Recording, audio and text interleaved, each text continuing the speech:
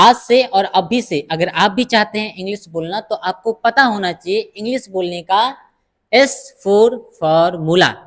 S4 formula की मैं बात कर रहा हूं। इसी फॉर्मूले का इस्तेमाल करके आज के टाइम में बड़े से बड़े सेलिब्रिटी कह सकते हैं, बड़े से बड़े क्रिकेटर्स को कह सकते हैं, जो बहुत कम टाइम के अंदर में इंग्लिश बोलना सीख जाते हैं। तो अगर आप भी चाहते हैं इंग्लिश बोलना पहले दिन से, तो आपको पता होना चाहिए कि भाई ये सीक्रेट फॉर्मूला S4 क्या है। और आज के इस वीडियो में मैं आपको ये बताने वाला हूं, जिससे आप बहुत ही कम टाइम के अंदर में, इवन यहां तक कह सकते हैं कि आज के दिन से आप इंग्लिश बोलना सीख जाएंगे और आपकी जो जर्नी है वो शुरू हो जाएगी। तो वीडियो को बिल्कुल ध्यान से देखना है, एक एक स्टेप मैं आपको आज बताने वाला हूं। तो चलिए इस वीडियो को शुरू करते हैं।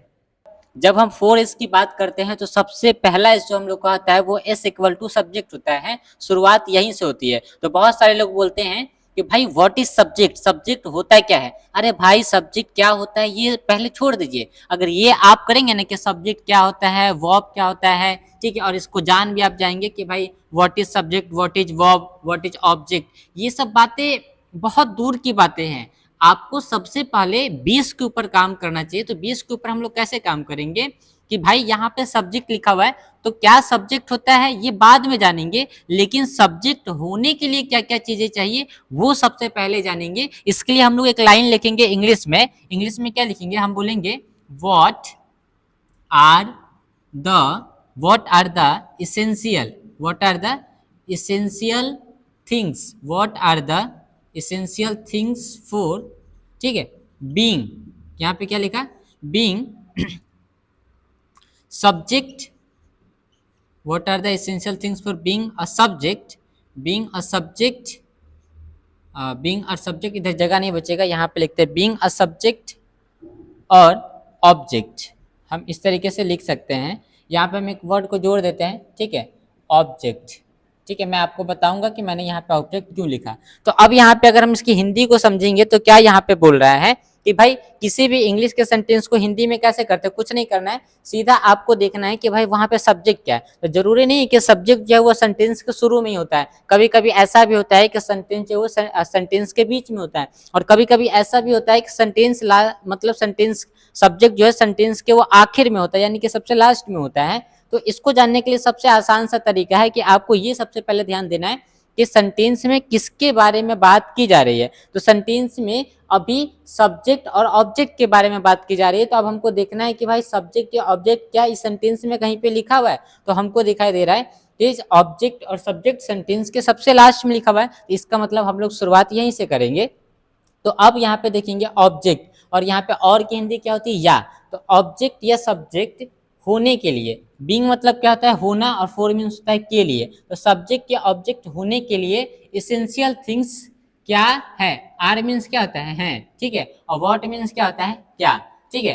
अब और मीन्स क्या होता है, या, और बीइंग मतलब क्या होता है, होना, ठीक है। फॉर मीन्स क्या होता है, के लिए, फॉर मीन्स क्या होता है, के लिए। इसेंशियल थिंग्स यानी कि जरूरी, बोल सकते हैं जरूरी चीज, ठीक है। तो अब देखिए यहाँ पे हो गया ऑब्जेक्ट या सब्जेक्ट होने के लिए जरूरी चीज क्या है, जरूरी चीज क्या है। तो ये हमने देखा कि भाई सब्जेक्ट क्या होता है ये मुझे नहीं पता है, लेकिन सब्जेक्ट या ऑब्जेक्ट होने के लिए क्या चाहिए, सबसे पहले अगर मुझे ये पता चल जाए तो भाई मेरे लिए जो है इंग्लिश बहुत ही आसान हो जाएगी। जिस प्रकार से कोई इंसान जब कोई घर बनाता है तो वो घर बनता कैसे है, उसमें क्या क्या चीजें चाहिए, पहले वो उन सब के बारे में जानता है, सब कुछ का हिसाब बैठाता है, उसके बाद वो घर को बनाना शुरू करता है। अगर उसके बारे में उसको जीरो नॉलेज होगा, वो सीधे घर बनाना शुरुआत कर देगा, तो हुआ के बाद में कुछ ना कुछ चीज़ों की कमी होगी या कुछ ना कुछ खराबी हो ही जाएगा।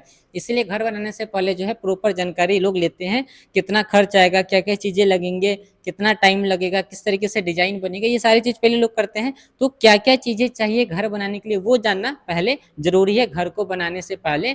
ठीक उसी प्रकार से सब्जेक्ट क्या होता है, इंग्लिश क्या होती है, उसको जानने से पहले हमें ये पता होना चाहिए कि सब्जेक्ट होने के लिए क्या क्या चाहिए, what are the essential things for being a subject और ऑब्जेक्ट। तो अब हम जानते हैं कि सब्जेक्ट या ऑब्जेक्ट होने के लिए क्या चाहिए। सब्जेक्ट या ऑब्जेक्ट होने के लिए सबसे पहला चीज जो चाहिए वो चाहिए नाउन। अब आप बोलेंगे कि भाई यहाँ पे क्या लिखा हुआ है हिंदी में कि जो दिखाई देता है वो नाउन होता है। अब ये तो थोड़ा सा डिफरेंस समझ में आ गया कि भाई हम लोग शुरू से पढ़ते ये आए हैं कि किसी व्यक्ति, स्थान या वस्तु के नाम को क्या बोलते हैं, नाउन बोलते हैं। ये हम लोगों ने पढ़ा, लेकिन यहाँ पे क्या लिखा रहा है कि जो दिखाई देता है। फॉर एग्जाम्पल, आप अपनी आंखों से जो कुछ भी देख सकते हैं, आप अपने हाथों से जो कुछ भी छू सकते हैं, ठीक है, जिसे महसूस कर सकते हैं, वो सब कुछ इस दुनिया के अंदर में क्या है, नाउन है।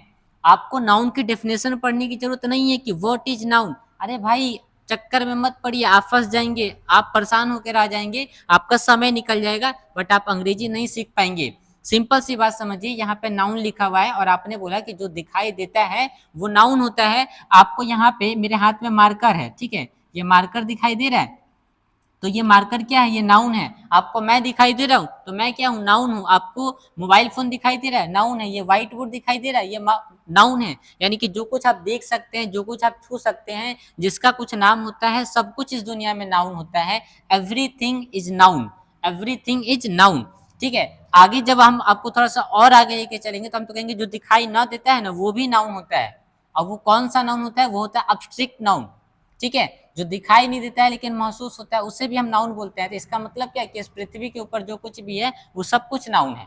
ठीक है, तो ये सबसे पहली बात हो गई। तो हम यहाँ पे बोल सकते हैं कि मार्कर इज, ठीक है, यहाँ पे क्या लिखा, मार्कर इज गुड कर सकते हैं। ठीक है, एक लड़का कर लेते हैं, जैसे लड़का हमने यहाँ पे बोला BOY, बॉय इज गुड। ठीक है, एक सेंटेंस भी हम लोग बना लेते हैं, जैसे हम लोग को ज्यादा समझ में आए।